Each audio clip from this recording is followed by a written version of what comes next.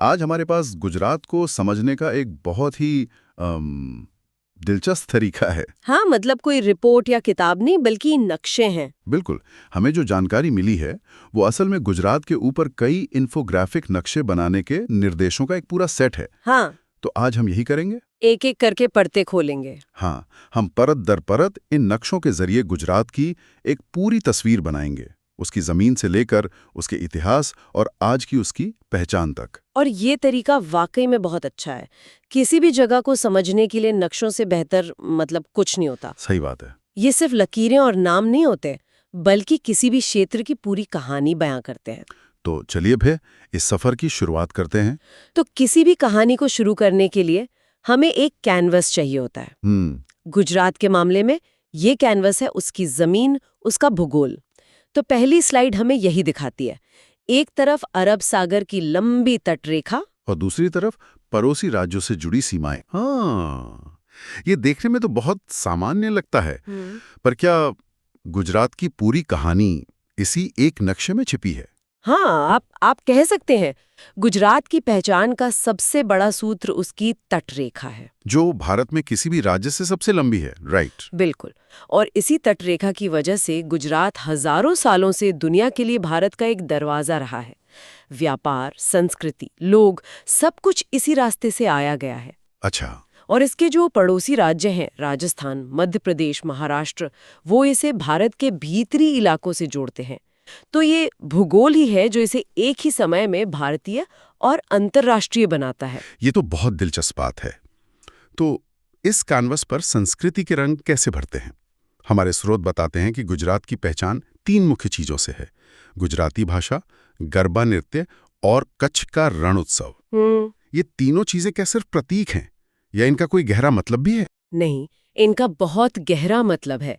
देखिए, गुजराती भाषा सिर्फ बातचीत का जरिया नहीं है, ये करोड़ों लोगों को एक पहचान देती है। और ये भारत की 22 अनुसूचित भाषाओं में से एक है जो इसके महत्व को दिखाता है। और गरबा?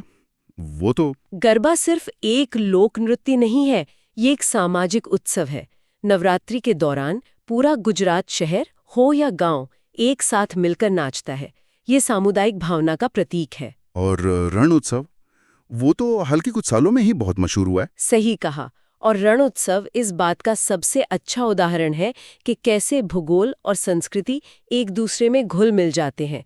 कच्छ का रण दुनिया की सबसे अनोखी जगहों में से एक है। एक विशाल नमक का रेगिस्तान। हाँ, तो रण उत्सव ने इस बंजर लगने वाली जमीन को दुनिया के सामने एक सांस्कृतिक मंच के तौर पर पेश किया है। ये गुजरात की उस क्षमता को दिखाता है जो किसी भी भौगोलिक चुनौती को एक अवसर में बदल सकती है। वाह! तो भूगोल से संस्कृति जन्मी और इस संस्कृति को जीते हैं यहाँ के लोग जो शहरों में बसते हैं। गांधीनगर, अहमदाबाद, सूरत, वडोदरा, ये सिर्फ नाम है या हर शहर की अपनी एक अलग पहचान है? नहीं, हर शहर की अपनी एक अलग कहानी है। गांधीनगर एक प्लान की हुई राजधानी है, तो अहमदाबाद एक ऐतिहासिक शहर है। सूरत को हम आगे देखेंगे हीरों और कपड़ों के केंद्र के रूप में। तो जामनगर दुनिया की सबसे बड़ी रिफाइनरी का घर है। ये शहरों का नेटवर्क ही है जो गुजरात की अर्थव्यवस्था की रीढ़ है। और इन सब में अहमदाबाद की कहानी सबसे अलग है। हाँ, अहमदाबाद पर तो एक पूरा अध्याय है। यूनेस्को ने इसे विश्व धरोहर शहर का दर्जा दिया है। जी, यहीं साबरमती आश्रम है और यहीं से दांडी मार्च शुरू हुआ। लेकिन साथ ही यहाँ IIM और ISRO जैसे आधुनिक विज्ञान और प्रबंधन के केंद्र भी हैं। ये थोड़ा अजीब नहीं लगता?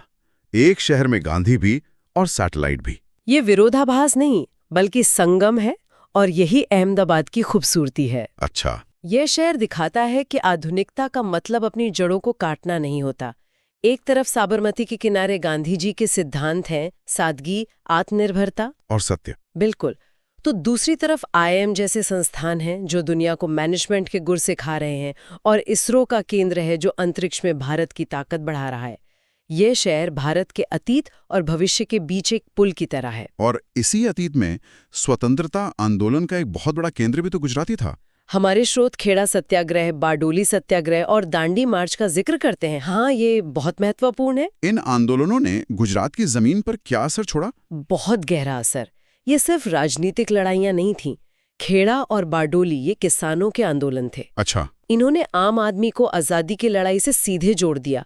इन्होंने लोगों को आत्मविश्वास दिया कि वे संगठित होकर अंग्रेजी हुकूमत को चुनौती दे सकते हैं। और कहते हैं कि बारडोली सत्याग्रह ने ही वल्लभ भाई पटेल को सरदार बनाया। बिल्कुल। बारदोली की महिलाओं ने ही उन्हें सरदार की उपाधि दी थी, जो उनके नेतृत्व को दिखाता है। और दांडी मार्च तो वो अपने आप में एक अद्भुत घटना थी। हाँ, नमक जैसी साधारण चीज को प्रतीक बना देना। बिल्कुल। गांधी जी ने नमक को आजादी का प्रतीक बना दिया। साबरमती से दांडी तक की वो 24 मील की यात्रा सिर्फ एक पैदल मार्च नहीं थी, उसने पूरे देश को जगा दिया था। ये घटनाएं आज भी गुजरात के मानस का हिस्सा हैं। तो ये किसान या आंदोलन, ये सब जमीन से जुड़े थे, और जमीन को जीवन देती हैं नदियां, साबरमती, तापी, नर्मदा, माही। ये गुजरात की जीवन रेखाएं हैं, उसकी धमनियां हैं। कैसे? देखिए, साबरमती के किनारे अहमदाबाद जैसा शहर बसा। नर्मदा का पानी आज कच्छ के सूखे इलाकों तक पहुंच रहा है। इन नदियों ने सिर्फ खेतों को ही नहीं सींचा, बल्कि उद्योगों को भी जन्म दिया है। अच्छा, उद्योगों को भी? हाँ, प्राचीन काल में इन्हीं नदियों के मुहानों पर बंदरगाह बने, और आज भी बड़े औद्योगिक केंद्र इन्हीं के आसपास हैं। पानी के बिना कोई भी सभ्यता या अर्थव्यवस्था टिक नहीं सकती। और पानी के साथ साथ गुजरात की जमीन के नीचे भी तो बहुत कुछ है। हमारे स्रोत अंकलेश्वर और कलोल में पेट्रोलियम और गैस भंडारों का जिक्र करते हैं। हाँ, और इसी ऊर्जा ने गुजरात के औद्योगिक विकास को गति दी है। अब आप देखिए कि कैसे सब कुछ जुड़ रहा है। नदियां हैं, ऊर्जा के स्रोत हैं, और एक उद्यमी समाज है। इन तीनों ने मिलकर गुजरात को भारत का एक इंडस्ट्रियल पावर हाउस बना दिया है। चलिए इसी पावर हाउस की बात करते हैं। जामनगर में दुनिया की सबसे बड़ी तेल रिफाइनरी, सूरत में हीरा और कपड़ा उद्योग, साणंद में टाटा नैनो का प्लांट और आणंद में अमूल। ये विविधता तो कमाल की है। बिल्कुल है। क्या ये एक सोची समझी रणनीति का नतीजा है? कुछ हद तक हाँ। इसे हम विकेंद्रीकृत विकास कह सकते हैं। मतलब सारे उद्योग एक ही जगह पर नहीं लगाए गए हैं, बल्कि उन्हें पूरे राज्य में फैला दिया गया है। हर क्षेत्र की अपनी एक खासियत है। जैसे जामनगर? हाँ, जामनगर अपनी तटीय लोकेशन की वजह से रिफाइनरी के लिए आदर्श है। सूरत में कारीगरों की कई पीढ़ियां हैं जो हीरा तराशने में माहिर हैं। और आणंद? श्वेत क्रांति का जिक्र तो हम सब ने सुना है, पर इसका असली मतलब क्या था? श्वेत क्रांति सिर्फ दूध का उत्पादन बढ़ाना नहीं था, वो एक सहकारी आंदोलन था जिसकी शुरुआत अमूल ने की। अच्छा। इसका मॉडल क्रांतिकारी था। गांव के हर छोटे से छोटे किसान से दूध इकट्ठा करना, उसे प्रोसेस करना और सीधे बाजार में बेचना। और मुनाफा वापस किसानों में बांट देना। बिल्कुल। इसने बिचौलियों को खत्म कर दिया और लाखों किसानों की, खासकर महिलाओं की जिंदगी बदल दी। ये गुजरात के कोऑपरेटिव मॉडल का सबसे सफल उदाहरण है। तो एक तरफ अमूल जैसा सहकारी आंदोलन है, दूसरी तरफ जामनगर जैसी विशालकाय निजी रिफाइनरी। एकदम सही।